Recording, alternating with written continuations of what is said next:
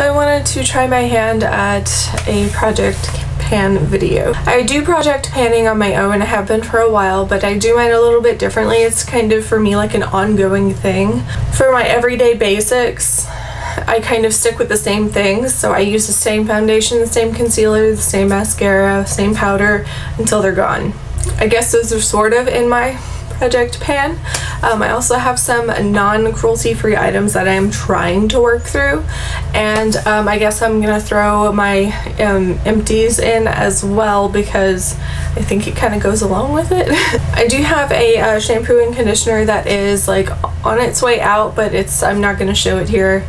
I guess I'll just show it in the empties the next time I update.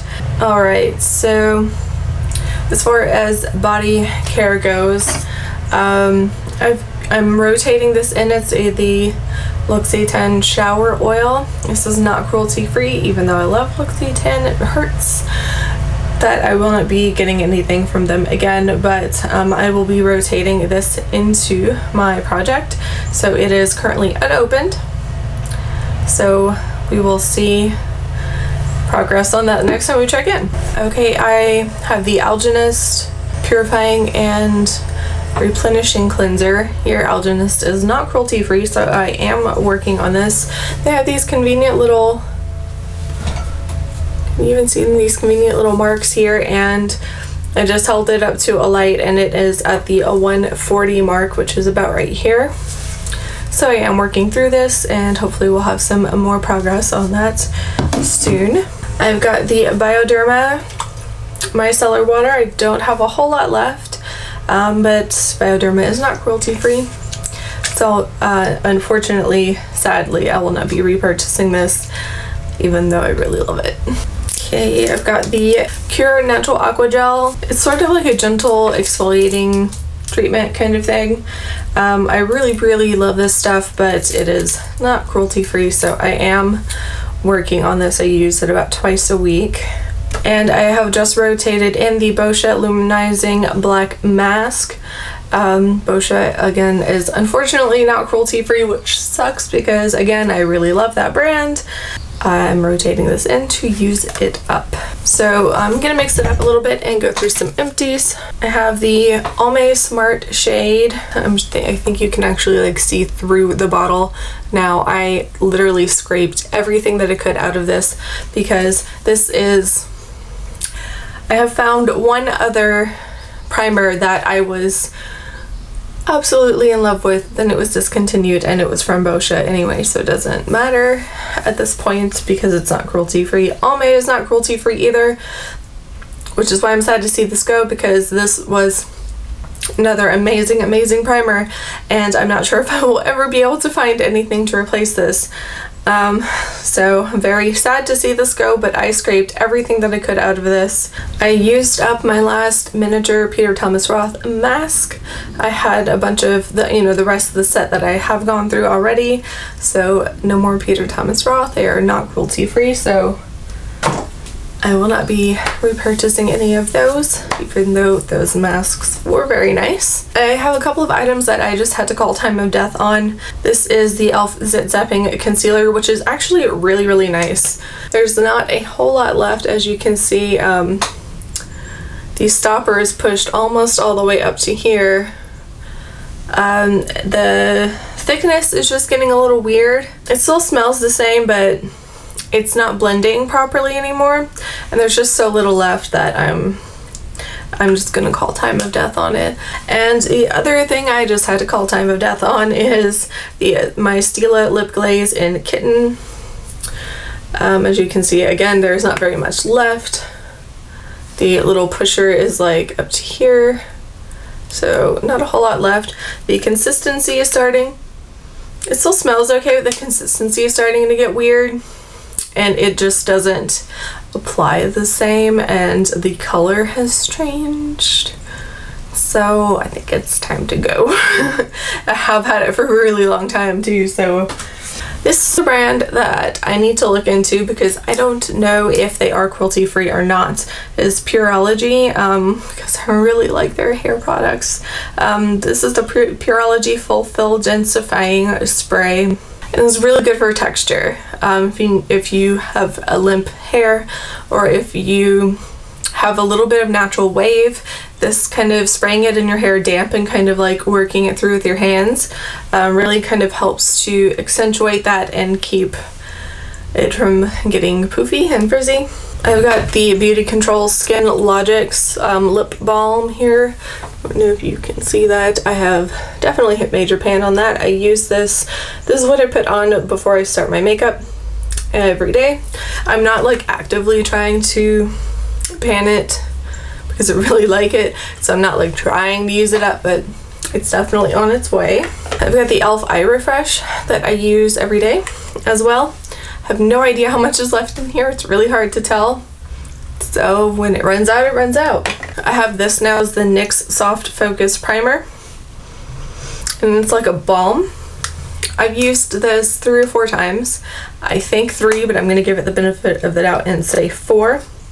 And I have already hit pan after using it 3 to 4 times. Like, what is up with that? Am I doing something wrong? And I mean, it's not just like this little piece of pan is showing, but all of this around here is like the next time I use it, the pan is going to be like the size of a silver dollar. It feels really nice on the face. It's nice and smoothing. It does kind of do that soft focus thing. Definitely not gonna buy this again because even though NYX is inexpensive, this is ridiculous. So I will use that up, but I'm not buying that again. I've got the Milani eyeshadow primer. Again, it's not something that I'm like actively trying to pan, but this is the primer, the eyeshadow primer that I am using right now. All right, and here's the next one that I wanted to talk about. So this is the Hard Candy Glamouflage foundation. I use the shade Ivory. It's a fantastic, inexpensive foundation. I absolutely love it. It is a little bit too full coverage for every day for me, so I have been mixing it with the NYX Pro Foundation Mixer in Luminous. Now this foundation is slightly on the yellow side for me, which is why I chose to use Luminous, because it's got a little bit of a pink glow to it. Because I already have Opalescent as well, and this one has a little bit more of a golden, like a pale champagne golden hue to it, so I chose Luminous instead to kind of balance out the color a little. What I have actually done, and I don't recommend doing this, I don't recommend doing this, but I have gotten super lazy and I have squeezed the rest of this into the foundation bottle. You can see that line there. I have not mixed it up yet because I'm tired of mixing everything in a palette every single time I want to use this. So I've shaken it pretty good. I'm going to store it upside down and then flip it again. Hopefully that will mix everything up pretty well. But yes, that was the last of this. And if you were looking for an inexpensive, very high coverage foundation that sets down, Glamouflage from Hard Candy, try it. I have a ColourPop highlighting stick in Releve, and this matches my skin, so it doesn't really work as a highlight, but I use it on the dark spots of my under eye area before I put concealer on, and I put it on the bridge of my nose, my Cupid's bow. Let's see where we are now. This is about what's left. Kind of slow going on it, but it does the job pretty well. And these are discontinued, so I figured why not try to use them up.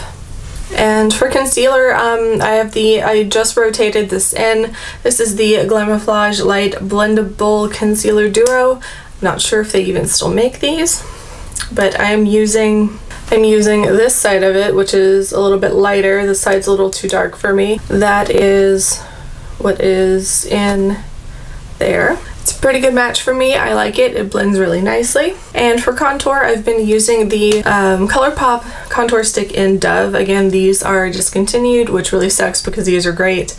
This is about all I have left. I've been using this a lot, so I figured since it's discontinued, I might as well just go ahead and use it up. I hope they come back. I hope they come back out with them because they're really good. All right. This is something I am actively trying to use up. This is the Maybelline Master Fix setting perfecting loose powder. There we go. I'm gonna knock everything to the side. So there's about what's left. So starting to work through that. So that is not cruelty free, so I am trying to use that up. This next thing it's probably going to be with me for a while because there is so much in it. This is the Meteorites from Guerlain. I've had this for a really long time. This was one of my, I think this was my first luxury makeup purchase. As you can see, it's in the older packaging, but Guerlain is not cruelty free. So I have been using this to set my under eye area and set my eyeshadow primer, and I have also been using it as a finishing powder. So I'm not sure how long I'm going to keep this around. I don't think I'm ever going to be able to finish it, so once it starts kind of acting funny, I might just get rid of it, but for now it's still, I love it. I love the way it performs. It's a beautiful product. If you don't like the smell of violet, you will not like this, but I love the smell of violet. But yes, I will not be repurchasing these, but it's a beautiful product. Got the ColourPop Brow Boss in Blonde. This is almost gone. Can you see what's left? Maybe a couple more uses. So yeah, this will probably be in my next Empties update. This is another thing that I feel like I have to call time of death on. It really hurts because it is not cruelty free, and I think it's the most amazing mascara I have ever used, which everyone is talking about, is the Voluminous Lash Paradise from L'Oreal. I'm not a person to buy into hype normally. Normally super hyped things make me not want to buy them, but before I went cruelty free I ended up getting one. And I was like, well, I better go ahead and use it up so I can just like get it out of my collection, and it's so good. It is starting to dry up, and I mean it is pretty dry. I've been like trying to work with it. I think it's dead though. I think I am gonna have to get rid of that. So I'm gonna rotate in a new one. This is something that I got in an Ulta bag a long time ago, and it is the Ulta Plush Drama Volume Mascara. I have not tried any Ulta mascaras, but we will see how it goes. Let's take a look at it. This is packaging, the Plush Drama. Ooh, it's the kind of brush that I like. It's a big brush, but that's okay. The setting spray that I'm using right now is the Milani Make It Last. I am very close to calling time of death on this.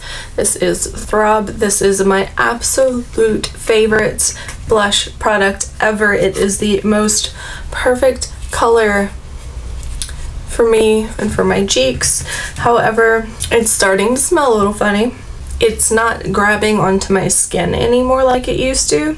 Something in me is like determined to use it until I at least hit a little bit of pan on it, but it is very close to calling time of death on it because it's so hard to work with now and it's really old. It's just time for it to go. I have been trying to hit pan on some of the shadows in this little Ulta palette that I got in a gift set.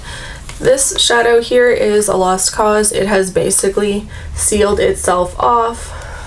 Like, nothing is coming off on it, and I'm like rubbing hard.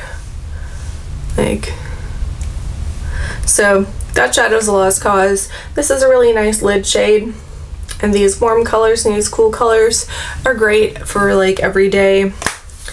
I've been using a lot of like really metallic colors and stuff on my eyelids, so I use this in my crease and for everything else that I need for my eyes. So I am hoping to hit pan on, I don't use these warm colors as much, but I'm hoping to hit pan on these two cool tones and maybe this lid shade. So I'm working on that. Alright, I have a single of Steal a Kitten here. I don't know if you can see the dip that's in there. It's very close to hitting pan, but it's also very close to time of death. It's getting a little bit harder to work with. It's gotten a lot more powdery than it was before. It's a lot less creamy, and it's a little bit more difficult to apply smoothly onto my eyes.